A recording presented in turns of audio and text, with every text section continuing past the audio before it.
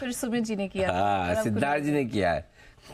हाँ, कुणाल जी थोड़ा सा भ्रमित करने की कोशिश कर रहे हैं हमें। ये लड़ा, ये है अब खरीदारी करने की राय आती है कुणाल जी की तरफ से, और उससे पहले आई थी सुमित जी की तरफ से, और इन दोनों के बीच में आई थी सिद्धार्थ जी की तरफ से। ठीक है, आइए इन सब के साथ आ रही है एक बेहतरीन खबर एक्सक्लूसिव आपके लिए। तैयार है हमारे साथ हमारे सहयोगी अनुवेश बताने जा रहे हैं। उनके पास है एक एक्सक्लूसिव। हाँ माय गॉड, एक मिनट, अनुवेश कहाँ खड़े हैं वो? बहुत वाह, ऐसी लोकेशन क्या है ये पीछे एकदम फवार है? सर इस वक्त मैं राजपथ पे खड़ा हूँ सर। अरे वाह, कभी हमें भी वहाँ से शो करो यार, मतलब इतनी बढ़िया बढ़िया लोकेशन है। हमें ये क्या बोरिंग सा स्टूडियो, मजा नहीं आ रहा ऐसा बाहर जाके, ऐसा ताजी हवा में। सर्दी वर्दी टेम्परेचर कितना है सर? टेम्परेचर अभी 12-13 के आसपास होगा सर यहाँ पे। आप 3 बजे भी 12-13, मतलब ठंडा होगा अच्छा खासा। वाह, हाँ चलिए बहुत बढ़िया। तो अच्छा ये सब पूछेंगे, खबर भी बताओ, एक्सक्लूसिव खबर। सर इस बार जो खबर है वो एमडीएल की तरफ से है। भारत सरकार हिंदुस्तानी नौसेना को एक नया सबमरीन देना चाहती है, डेवलप्ड सबमरीन देना चाहती है, एक आधुनिक सबमरीन देना चाहती है। अगर बात की जाए तो इससे पहले प्रोजेक्ट 75 और प्रोजेक्ट 75I जो है, जो 2 नए सबमरीन्स थे, वो भारतीय नौसेना को ऑलरेडी 75 मिल चुका है, 75I मिलने जा रहा है।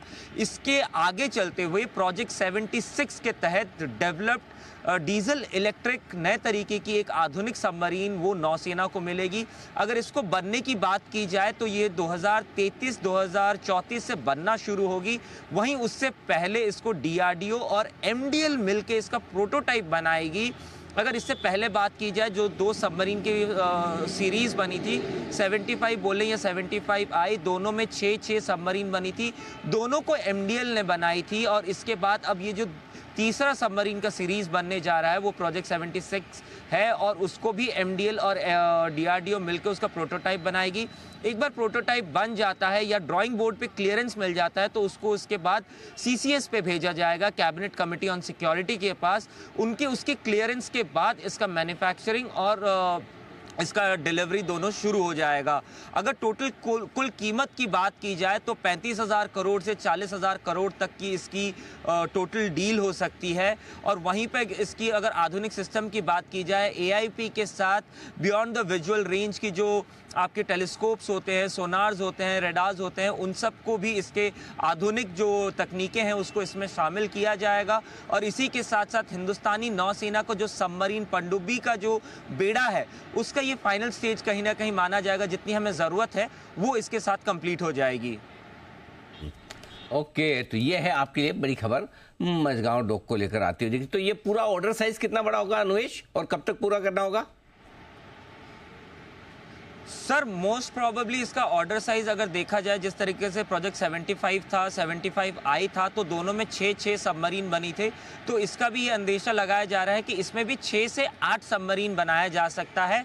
और इसी के साथ साथ 2033-34 में अगर ये शुरू होगा तो 2044-2043 तक इसको कंप्लीट किया जाएगा, क्योंकि ये नई सबमरीन है, नई तरीके की सबमरीन है। तो 10 साल का लगभग इसको टाइम पूरा लगेगा सर इसको बनाने में। ओहे, तो ये है 35 से 40 हजार करोड़ के प्रोजेक्ट साइज, बड़े ऑर्डर अनुवेश 5-10 हजार करोड़ से छोटे ऑर्डर तो लाते ही नहीं है, मतलब जो ऐसा। और एक्चुअली पिछले 1-1.5 साल से आपको बहुत सारी खबरें डिफेंस से जुड़ी ऑर्डर्स की जगह अब धीरे धीरे एक एक करके सारी खबरें ऑफिशियल होकर आपके सामने आ रही हैं। तो मझगांव डॉक को भी लेकर ये बड़ी खबर है। एक बार इस पर फंडामेंटल राय भी लेंगे और टेक्निकल राय भी। तो फंडामेंटल राय तो देने के लिए एकाधिकार आज जैन साहब का ही है, तो नो कॉम्पिटिशन। जैन साहब मजे आपके। टेक्निकल राय देने के लिए फास्टेस्ट फिंगर फर्स्ट का हम इस्तेमाल करेंगे। कौन सबसे पहले बताएगा? हाथ खड़ा करें, तब तक जैन साहब आप शुरू हो जाए।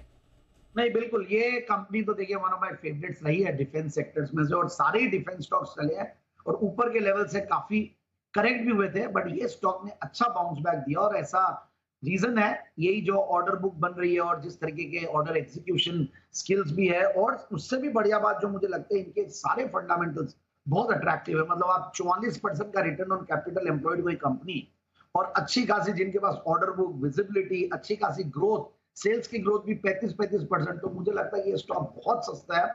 जिनको लेना है बिल्कुल ग्रैब करें, डिप्स पे खरीदारी करें। And these are some stocks which are buy and forget stories in the markets.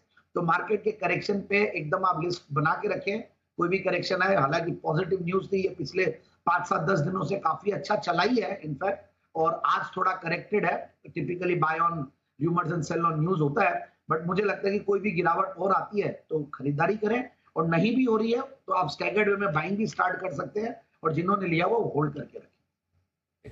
तो ये है आपके लिए मज़गांव स्टॉक में खरीदारी करने की राय। होल्ड करें, गिरावट में खरीदें भी।